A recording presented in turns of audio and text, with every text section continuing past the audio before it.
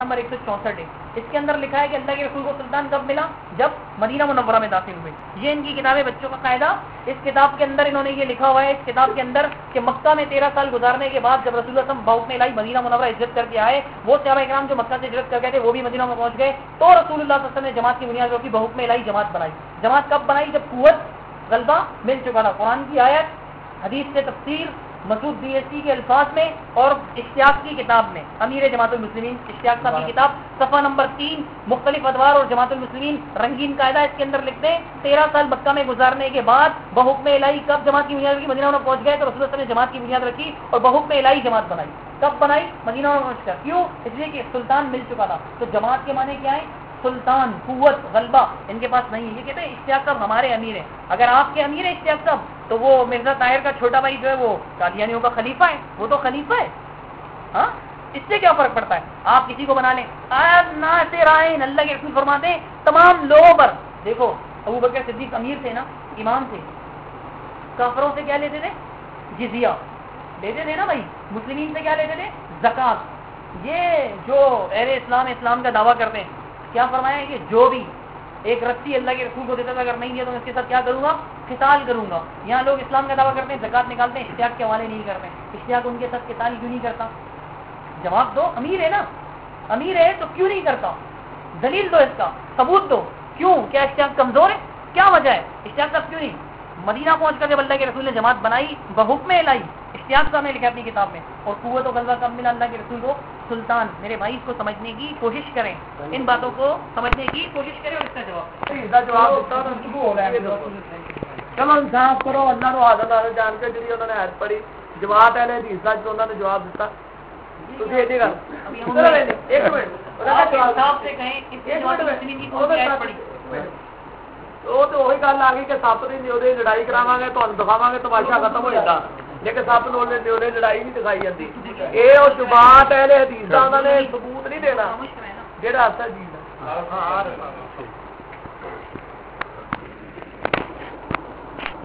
اچھا, ان کی پوری کوشش وہیں پر ہے کہ ہم صحابہ کرام کو کچھ کہیں.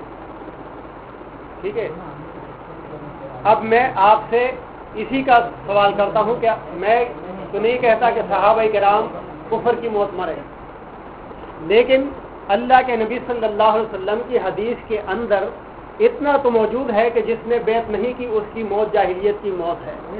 آپ صحابہ کرام کو کیا سمجھتے ہیں کہ جن لوگوں نے بیعت نہیں کی تھی ان کی موت جاہلیت کی موت تھی یا نہیں تھی؟ ہماری جو تشریح ہے, ہماری تعریف ہے, اس کو چھوڑ تو آپ کیا سمجھتے ہیں؟ اللہ کے رسول صلی اللہ علیہ وسلم کے اس فرمان کے مطابق کہ جو شخص اس حال میں مرا کہ اس کی گردن میں امیر کی بیعت نہ ہو, اس کی موت جاہلیت کی موت ہے.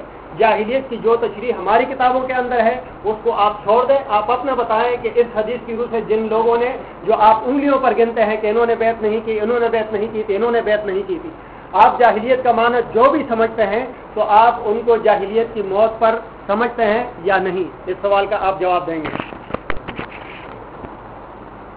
دوسری بات کہ جو میں نے شروع میں بتا دی کہ من المؤمنین قتلوا, وہاں پر میری بات جو ہے وہ ختم ہو گئی تھی کہ پہلے ہی ان کو مومنین کہا, پہلے ہی ان کو مومنین کہا. قتال کے بعد ان کو مومنین نہیں کہا.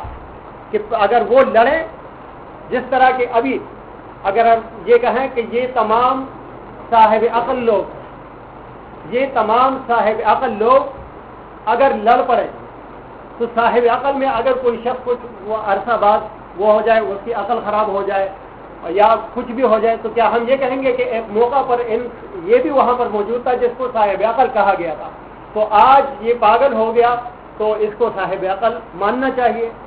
نہیں. اللہ کے نبی صلی اللہ علیہ وسلم پر جو آیات نازل ہوئی اس میں بتا دیا کہ مومنین کی جماعت, ابھی قتال ہوئی نہیں ان کے درمیان, مومنین کی دو جماعتیں, دو گروہ ہو گئے. اب وہ دونوں قتال شروع کرے. قتال شروع ہونے کے بعد ان کو مومن نہیں کہا گیا, بلکہ بتا دیا کہ جو اللہ تعالیٰ کے حکم کی طرف رجوع نہیں کرتا ان کے ساتھ جنگ کرو. ان کے ساتھ جنگ کرنے کا حکم ہے. کیا نعوذ باللہ من ذالک, اسلام جو ہے مومنین کو آپس میں لڑاتا ہے کہ مومنین کا ایک گروہ جو ہے وہ مومنین کے دوسرے گروہ کے ساتھ لڑے؟ بلکہ حق کی طرف وہ جو ہے جو ان کو راغب کرے. اگر وہ اس کی طرف نہیں آتا تو پھر ان کے ساتھ جنگ کرو. تو کیا یہ اسلام نے مومنین کو مومنین کے ساتھ لڑانے کی اجازت دے دی کہ مومنین کے ساتھ لڑ سکتے ہیں؟ پھر انہوں نے ایک اور بات بتا دی کہ حکمران، میں نے لفظ بتا دیے کہ حکمران، یہ پھر وہیں چلے جاتے ہیں اور وہ کتابوں سے مختلف وہ نکالتے ہیں کہ حکمران، وہاں پر لفظ بتا دیا ہے کہ وہ جو لوگوں پر حکمراں ہوں. تو لوگوں پر یہ کوئی جانوروں کے اوپر تو نہیں ہے، اشتیاق صاحب کوئی جانوروں کے اوپر تو نہیں ہے. اور اگر آپ یہ کہتے ہیں کہ لوگوں سے کیا مراد ہے، کتنے لوگ ہوں گے جن پر حکومت ہوگی اس کی، تو پھر وہ حکمران کہلائے گا. کتنے لوگ ہوں گے؟ آپ نے یہاں پر کہا کہ تمام لوگوں پر کبھی بھی یہ شرط نہیں، ورنہ کوئی بھی خلیفہ تمام لوگوں پر کبھی خلیفہ نہیں رہا. جو بھی خلیفہ رہا ہے اس کے دور میں ایسی بھی خطے موجود تھے کہ جہاں پر شرک اور کفر ہو رہا تھا، تمام لوگوں پر وہ خلیفہ نہیں تھے. تو یہ تمام لوگوں کی جو شرط ہے یہ آپ کی طرف سے ہے. آپ ہمیں وہ تعداد بتائیں کہ اتنی تعداد ہو تو اس پر وہ جو ہے خلیفہ ہوگا، امام ہوگا، تو اس کو حکمران کہا جائے گا. اور اگر اس سے پھر نکل جائے گا، اس تعداد سے کم ہو جائے گا، تو پھر وہ حکمران نہیں ہوگا. لہذا لوگوں کی تعداد کا جو تعین ہے، یا یہ کہ تمام لوگوں پر، تمام لوگوں سے کون سے مراد ہے؟ ہم اس وقت جماعت المسلمین جو ہے تمام مراد لیتے ہیں کہ اشتیاق صاحب وہ تمام لوگوں پر مراد ہے. آپ یہ کہتے ہیں کہ چوری کرتا ہے اس پر کوئی نہیں کرتا، اور یہ جو بے حیائی کے اڈے ہیں اس کو ختم نہیں کرتا. تو اس کے لیے میں یہ بھی ضروری نہیں سمجھتا، کیونکہ عثمان رضی اللہ عنہ جو ہے وہ خود محصور کر دیے گئے. وہ اگر ان کے پاس غلبہ اور طاقت ہے، اور حکمراں ہر حال میں طاقت اور غلبے کا نام ہے، تو پھر وہ خود محصور کیوں ہے؟ ان کے پاس تو طاقت اور قوت ہے، وہ محصور کیوں ہے؟ مغلوب ہے اسی وقت. ان کے پاس طاقت ہے تو پھر وہ محصور کیوں ہے؟ لہذا غلبے کی جو تعریف ہے اس پر آپ اپنے طور پر سوچیں. اچھا، پھر انہوں نے بتایا، ہاں آپ اپنے طور پہ سوچیں اور جواب دیں. انہوں نے بتایا کہ میں اہل حدیث ہوں، لیکن اہل حدیث جو ہے نا، اس وقت اہل حدیث کی جماعتیں بنی ہوئی ہیں. اہل حدیث کی کسی جماعت کے ساتھ انہوں نے اپنا تعلق ظاہر نہیں کیا، اور صاف بتا دیا کہ میں کسی کو اپنا امیر نہیں مانتا. اور جس کو دوسرے اہل حدیث امیر مانتے ہیں اس کے لیے کوئی دلیل بھی پیش نہیں کی کہ وہ کیوں، کس بنیاد پہ مانتے ہیں، امیر مانتے ہیں. کوئی قرآن و سنت سے انہوں نے حوالہ نہیں دیا. قرآن و سنت سے حوالہ دیں کہ انہوں نے قرآن و سنت کے مطابق کام کیا یا ایک بدعت کی ہے. کیونکہ وہ جو احادیث پیش کرتے ہیں تو احادیث کی بنیاد پر وہ اپنے امیر کی اطاعت کرتے ہیں. اس کو اجتہادی مسئلہ نہیں کہا جا سکتا. اجتہاد وہیں پر ہوگا جہاں پر آپ کو کہیں سے کوئی دلیل نہ ملے. لیکن وہ قرآن اور حدیث کو پیش کر، اطیع اللہ اطیع الرسول کو پیش کر، اور وہ اولی الامر منکم کو پیش کر، اور پھر من اطاع امیری، ان الفاظ کو پیش کر کے وہ اپنے امیر کو اپنا امیر تسلیم کرتے ہیں اور اس کی اطاعت کرتے ہیں، اور اس کے ساتھ کوئی طاقت کی شرط نہیں لگاتے. لہذا جب وہ شرط نہیں لگاتے تو ہمارے پاس آپ کا یہ حق نہیں بنتا کہ ہم سے یہ سوال کریں، کیونکہ جن لوگوں کو اس وقت سمجھانا ہے وہ اپنا امیر بھی تسلیم کرتے ہیں اور اپنی ان کی جماعت بھی ہے. ہم ان کو یہی دعوت دیتے ہیں کہ آپ جماعت اہل حدیث کو چھوڑ دیں. اگر آپ کو جماعت المسلمین حق نظر نہیں آ رہی تو برائے مہربانی ہماری بھی رہنمائی کریں، یا تو اہل حدیث ثابت کریں تاکہ ہم آپ کی طرف آ جائیں. نہ رہیں گے مسعود صاحب کے عقائد، نہ رہیں گے اشتیاق صاحب کے عقائد، اور نہ رہیں گے ان کے خود ساختہ جماعت المسلمین کے عقائد. ہم ان سب کو چھوڑ چھاڑ کر آپ کی طرف آ جائیں گے. آپ صرف ایک دلیل پیش کریں کہ جماعت اہل حدیث اور اہل حدیث کا ثبوت قرآن و سنت کے اندر موجود ہے. یہ تمام عقائد ہم چھوڑ چھاڑ کر آپ کی طرف آ جائیں گے. یہ دیکھیں میرے بھائی، قرآن کی آیت جو پیش کر رہے ہیں نا، اس کا موضوع سے کوئی تعلق نہیں ہے. موضوع ہے بیعت اور جماعت، لیکن انہوں نے پیش کی تو میں اس کا جواب دوں. انہوں نے الفاظ کیا استعمال کیے تھے؟ انہوں نے کہا تھا، میں کہتا ہوں نا، انہوں نے قرآن مجید غور سے نہیں پڑھا، ورنہ یہ کبھی نہیں کہتے کہ قرآن میں تو فرعون کا قول بھی نقل ہوا ہے، تو فرعون کو سرکش بھی تو قرار دیا، اس کی تردید بھی تو ہوئی ہے. میرے بھائی بس پیش کرتے ہیں، اب میں کیا کہوں. تو یہ انتفاعتن والی آیت پیش کرتے ہیں اور پھر کہتے ہیں ان کو بعد میں پہلے مومن کہا گیا بعد میں نہیں. دیکھیں یہ پوری آیت اس طرح انتہائی پتہ نہیں من المؤمنین اقتتلوا, جب مومنین کے دو گروہ آپس میں لڑیں فاصلحوا بینہما, ان کے درمیان صلح کرو. پھر اگر ایک ان میں سے جو ہے نا ایک بغاوت کرے دوسرے پر تو پھر فقاتلوا التی تبغی, جو بغاوت کرتی ہے اس پہ کرو, حتیٰ تفی, یہاں تک کہ وہ چھوڑ دے, الی امر اللہ, یہاں تک کہ اللہ کے امر کو پورا کر دے, وفا کرے. فإن فات, اگر اس نے وفا کیا, فاصلحوا بینہما, تو ان دونوں کے درمیان اصلاح کر دو, بالعدل, عدل کے ساتھ, واقسطوا, انصاف کرو. ان اللہ یحب المقسطین, اللہ انصاف کرنے والوں کو پسند کرتا ہے. انما المؤمنون اخوہ, مومن تو اخوہ ہیں, آپس میں بھائی ہیں. اللہ نے واپس ان کو مومن کہہ دیا. تو آپ نے آیت صرف 8 نمبر تک آپ نے پڑھی ہوگی یا 9 نمبر تک, لیکن 10ویں آیت آپ نے نہیں پڑھی. اگر آپ کو سورت کا نام یاد نہیں ہے تو حجرات ہے, اور اگر قرآن مجھ سے لینا چاہیں تو لے لیجیے گا. اور پھر میں نے بتا دیا کہ یہ میرے اور آپ کے درمیان متفق مسئلہ ہے, یہ ہم دونوں کا مسئلہ ہے, لیکن جواسیس اور امام کا جو مسئلہ ہے یہ آپ کا مسئلہ ہے, اس کا آپ جواب دیں, آپ ادھر بات لے جانے کی کوشش نہ کریں. اگر آپ کو علمی معیار پر آزمانا ہے تو پھر اہل حدیث کا یہ ادنا خادم آپ کے سامنے حاضر ہے, انشاءاللہ علمی معیار پر بھی انشاءاللہ پورا اترنے کی کوشش کریں گے. میرے بھائی آپ کہتے ہیں کہ آپ نے پوری کوشش کی کہ ہم صحابہ کرام کو کچھ کہیں, گویا ابھی تک انہوں نے کچھ کہا ہی نہیں ہے.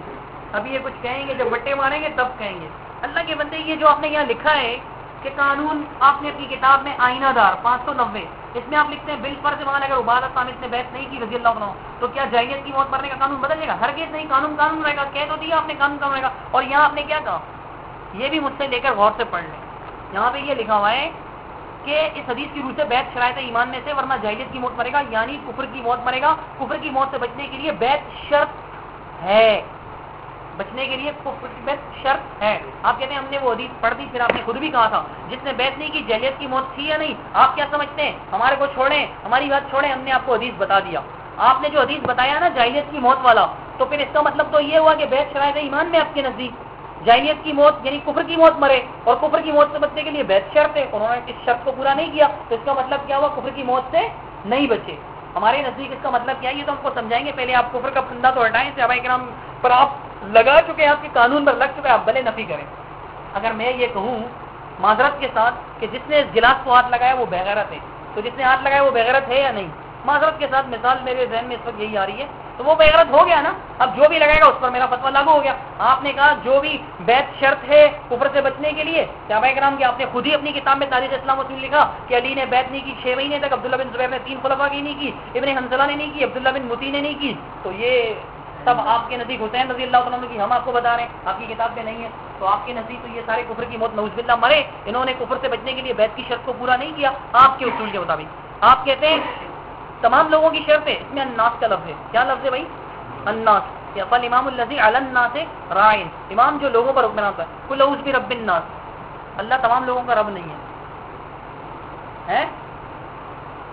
قل اعوذ برب الناس, اے نبی صلی اللہ علیہ وسلم آپ کہہ دیجیے میں پناہ چاہتا ہوں رب الناس کی. الناس کا لفظ ہے نا, مطلب تمام لوگوں کا رب نہیں ہے, کچھ لوگوں کا. آپ نے کہا وہ جو خلیفہ ہوتے تھے نا وہ سارے علاقے کے, بھائی خلیفہ کا ایک ریاست ہوتا تھا.